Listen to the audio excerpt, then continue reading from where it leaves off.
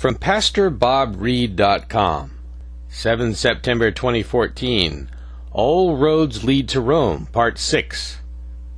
Written by Pastor Bob, read by Dave Ridley, with possible mispronunciations. Quote, all doves. Before the year 2000, there were 10 or 11 countries without a Rothschild-controlled central bank.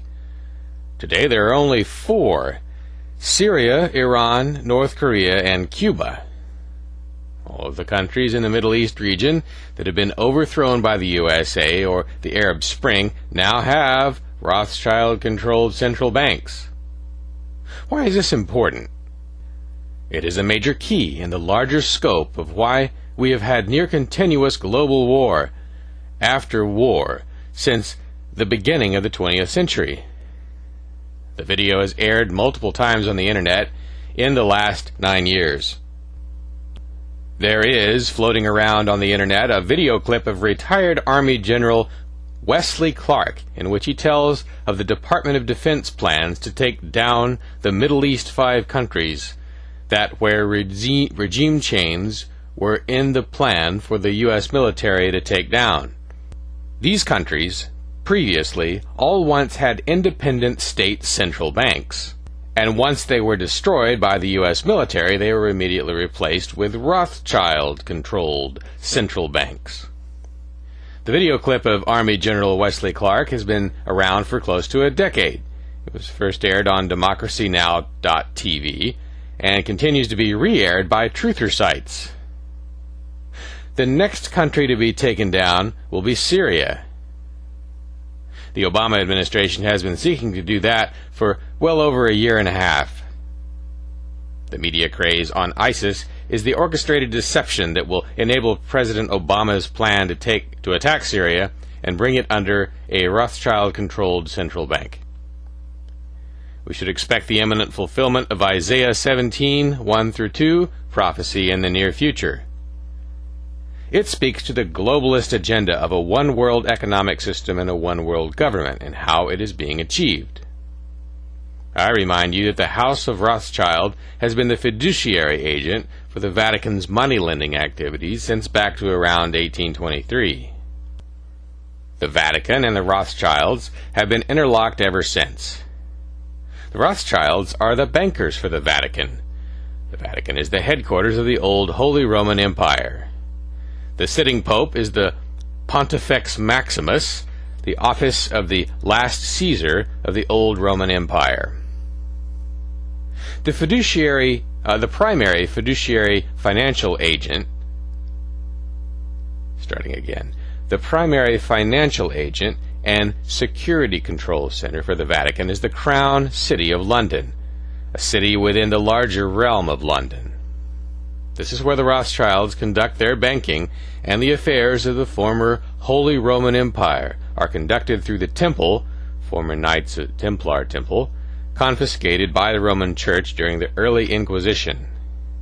It is located in the Crown Colony of London, which is still a Roman city with its own crown, laws, and customs. See the Magna Carta of 1215 AD, Section 13. It is from this temple that all lawyers are accredited, including those in the USA, with the Bar, British accreditation of Regency, and receive the title Esquire and pledge to uphold the laws of the Holy Roman Empire and its one-world scheme. The lawyers of the USA control politics, business, finance, and the justice system. The one-world government is built and controlled by the Vatican's banks and lawyers. The monarchy of England have been pawns of the Vatican since the Treaty of Verona of 1213 AD. The crown of the City of London was made superior to the crown of Great Britain when King John signed the Magna Carta, thus violating the terms of the Treaty of Vienna. Up until 2003, the Royal Bank of Canada, or Rothschild Central Bank, had as its logo the Lion of Judah, representing the British Crown, holding one paw on the world and licking the crown of the City of London. The IRS, Federal Reserve System, is nothing more than a collection agency for the international bankers through the IMF. The Bank of England and Vatican split the take, 40-60, 40% to the Bank of England, and 60% to the Vatican.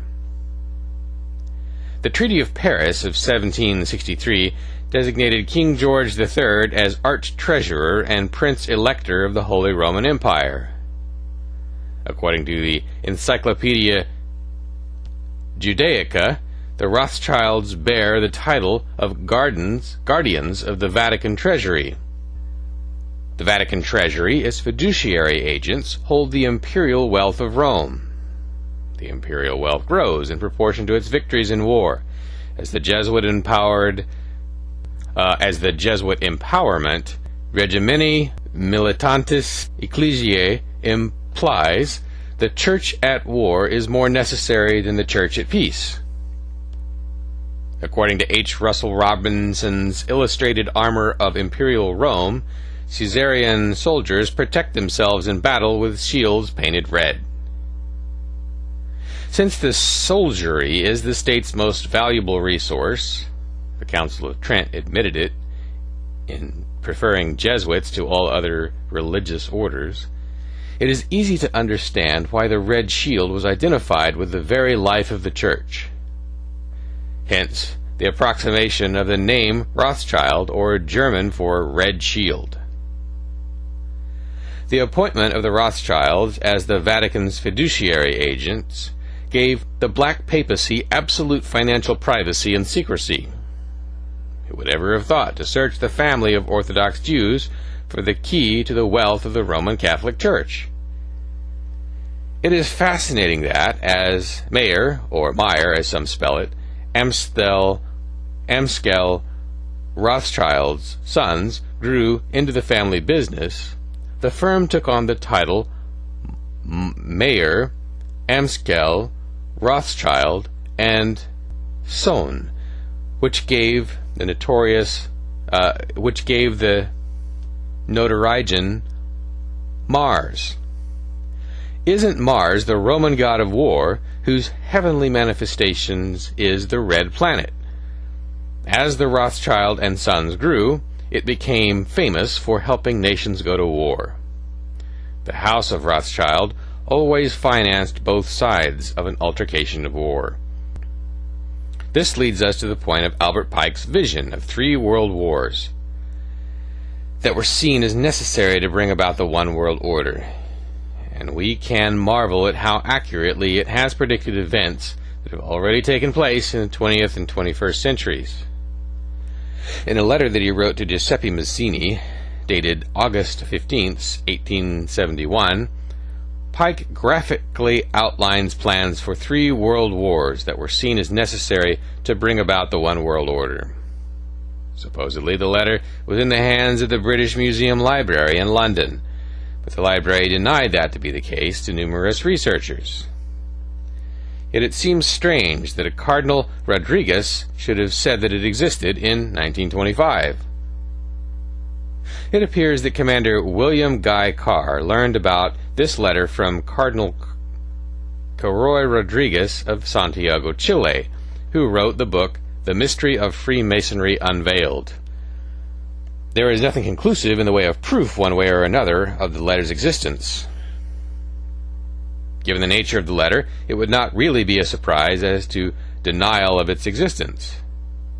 Enough evidence has surfaced over the decades that to simply dismiss the letter as non-existent becomes problematic.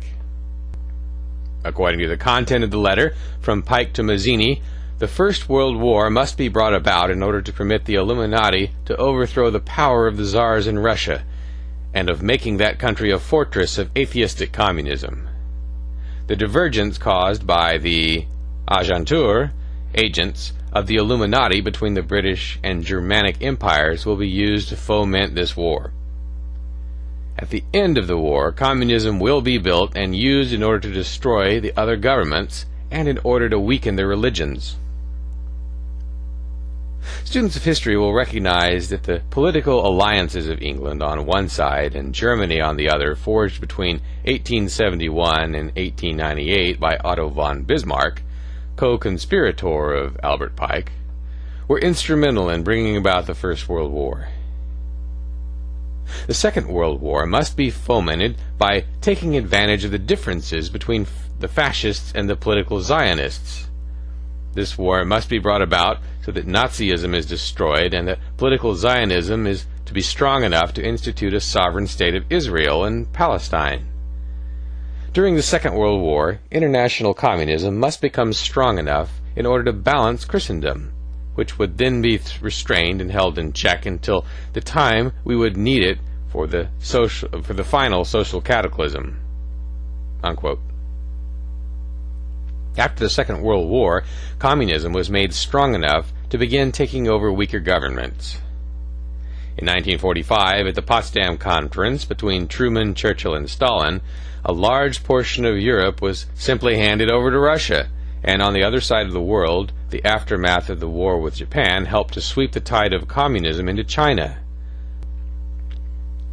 Readers who argue that the terms Nazism and Zionism were not known in 1871 should remember that the Illuminati invented both these movements. In addition, communism as an ideology, as a coined phrase, originates in France during the French Revolution. In 1785, Restif coined the phrase 4 years before the French Revolution broke out. Restif and Babeuf were, in turn, influenced by Rousseau, as was the most famous conspirator of them all, Adam Weishaupt. The Third World War must be, quote, "The Third World War must be fomented by taking advantage of the differences caused by the agentur of the Illuminati between the political Zionists and the leaders of the Islamic world. The war must be conducted in such a way that Islam, the modern Arabic world, and political Zionism, the State of Israel, mutually destroy each other. Meanwhile, the other nations, once more divided on this issue, will constrained to fight to the point of complete physical, moral, spiritual, and economic exhaustion.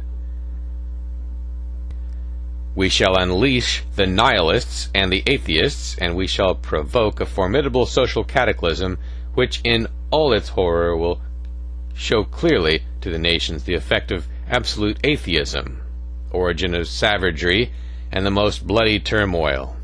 Then, everywhere the citizens are obliged to defend themselves against the world minority of revolutionaries, will exterminate those destroyers of civilization, and the multitude, disillusioned with Christianity, whose deistic spirits will from that moment be without compass and direction, anxious for an ideal, but without knowing where to render its adoration, will receive the true light through the universal manifestation of Lucifer, brought finally out in the public view.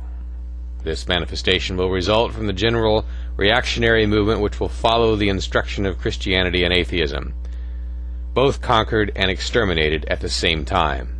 Unquote. Since the terrorist attacks of September 11, 2001, world events, and in particular the Middle East, show a growing unrest and instability between modern Zionism and the Arabic world. This is completely in line with the call for a Third World War to be fought between the two and their allies on both sides. This Third World War is on our near future, and recent events over the past decade show us that it is not far off. It could even be said that it has already begun if we want to include the events going back to 1990 with the first Gulf War on Iraq. I would submit to the reader the relative events in Iraq and Syria, with ISIS or ISIL, is part of the propaganda to whip up public support for an attack on Syria. The media was abuzz, as well as the internet, with the hype of the globalist types like Senator John McCain and Senator Lindsey Graham. The so-called terrorists of ISIS or ISIL have been funded by an Anglo-American coalition. John McCain met with them last year and is pictured with Muslim leaders of the type known as ISIS. That had been well documented, the Anglo-American funding, early on in August of this year. The latest issue is a repeat of the bogus reasons for the attack on Iraq and Afghanistan. Sadly, America's low information folks were and are being driven by fears of Islamic radicals and beheadings. It doesn't take but one or two beheadings in the media to whip up the frenzy of propaganda for another war. In late August, Pope Francis called for another crusade, words to that effect. The exploitators of Edward Bernays' social psychology are working full-time to achieve the goal of the Third World War envisioned by Freemason Grand Master Albert Pike.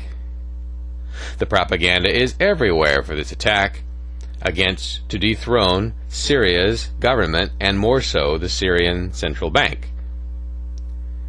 ISIS or ISIL is a scripted psyop according to many independent intelligence sources. That fact is widely reported on the internet. More to share in Part 7. Bibliography: Carroll Quigley, Tragedy and Hope. Tupper Southey, Rulers of Evil. Fritz Springmeier, Bloodlines of the Illuminati. William Guy Carr, Satan, Prince of the World. Pawns in Their Game. Red Fog Over America. Albert Pike, Morals and Dogma. Jim Shaw, The Deadly Deception. John Eric Phelps, Vatican Assassins. John Daniel, The Grand Design Exposed. Ralph Epperson, Masonry, Conspiracy Against Christianity. The Hidden Hand. Juri Lena, Architects of Deception. Under the Sign of the Scorpion. John Daniel, Scarlet and the Beast, not the same John Daniel as above. The Millenari, Shroud of Secrecy. Bill Hughes, The Enemy Unmasked.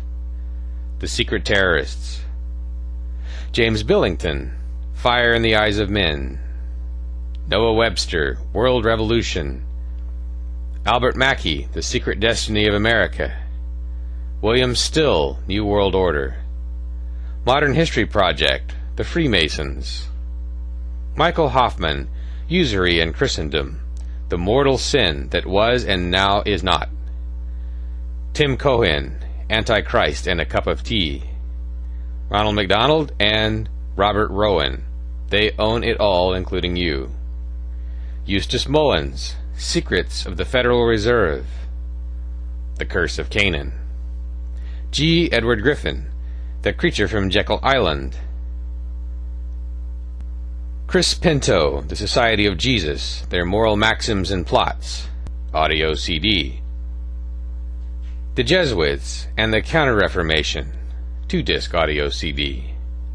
Edmund Paris, The Secret Order of the Jesuits. Dr. Ronald Cook, The Vatican Jesuit Global Conspiracy. John Quintano, Project Vatican. E.C. Knuth, Empire of the City. H.G. Wells, The Open Conspiracy. Dr. John Coleman, The Committee of 300. Eric Rainbolt, The Architecture of History. Carol Marshall, The Last Circle. Malachi Martin, Windswept House. The Jesuits. The Keys of This Blood. Hostage to the Devil. David Oveson, The Secret Architecture of Nation's Capital. God bless, Pastor Bob. Unquote.